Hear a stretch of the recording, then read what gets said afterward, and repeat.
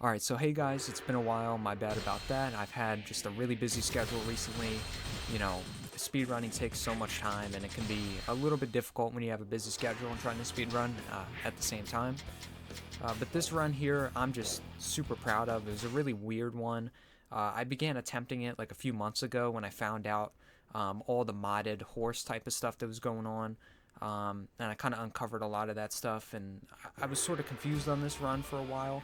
I couldn't really pull it off, and there's a lot of stuff going on in this run, so this is going to be a pretty in-depth explanation of what's going on.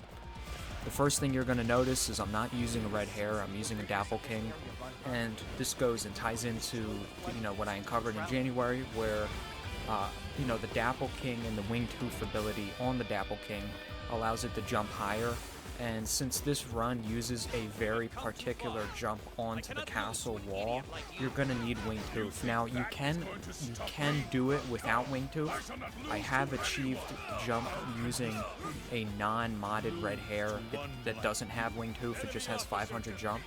I was able to pull the jump off maybe like once or twice, but I'm not even joking. That's out of like hundreds and hundreds of attempts doing this. I've spent the past couple months trying to get this record, so I've spent so many attempts. It's just not really feasible to do. Somebody could do it, it's possible, but for somebody to actually obtain a record using that, it would take absurdly long to do. So I just kind of was like, whatever, I'll just attempt it on the Dapple King, which is a little bit slower, but it's fine. I still beat the players who were using a modded version of the game with the red hair, so I'm still satisfied with it anyway.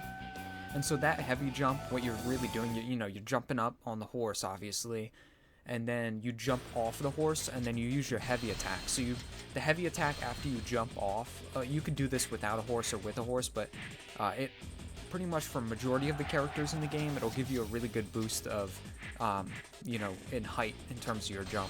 So it's really important and really helpful to really practice that and be able to utilize it for a lot of these runs.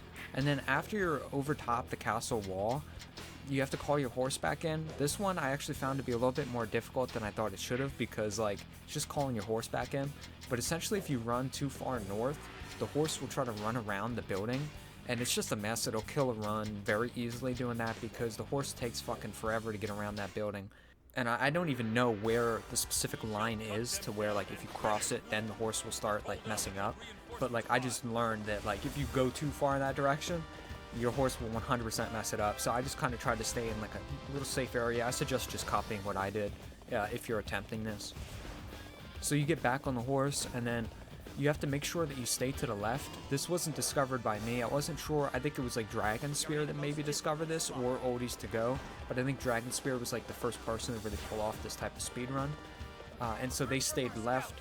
If you stay left to the gate will stay open. Sometimes it'll attempt to close. I don't know if this is a 360 thing, because there are some differences between the 360 and the PC version, especially with a lot of the glitches that can happen. But the gate sometimes will close and then open back up right away. So I was doing that. Even when it closed, it opened back up when I went to the left. So I didn't typically have a problem with the gate, even though there was a couple times that it didn't work 100% correctly. And so then you have to obviously go into the main camp to kill Lubu, and that was one of the biggest run killers for me, because Lubu spawns in on a horse. It's like that in every mission. Sometimes the enemy commander won't get off the damn horse. Sometimes he will. And you just need to pretty much pray and get lucky that he gets off the horse and you're able to pull it off.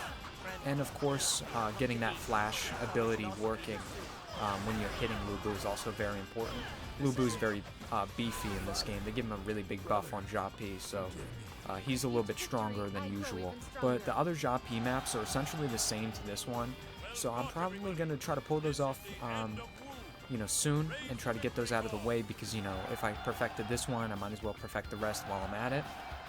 And so yeah, that would just leave a couple individual runs left, so I feel pretty good about it. But the other Japi maps are essentially the same to this one, so I'll probably be posting those ones soon, because if I perfected this one, I might as well do the exact same thing on those other ones, get them out the way all at the same time, which would leave just a couple more records left for the individual records. And then it's mostly just I'll be focusing on the Musou modes and trying to get the rest of the Musou modes as well. But as always, thank you for watching. I always appreciate it, and I'll see you guys next time.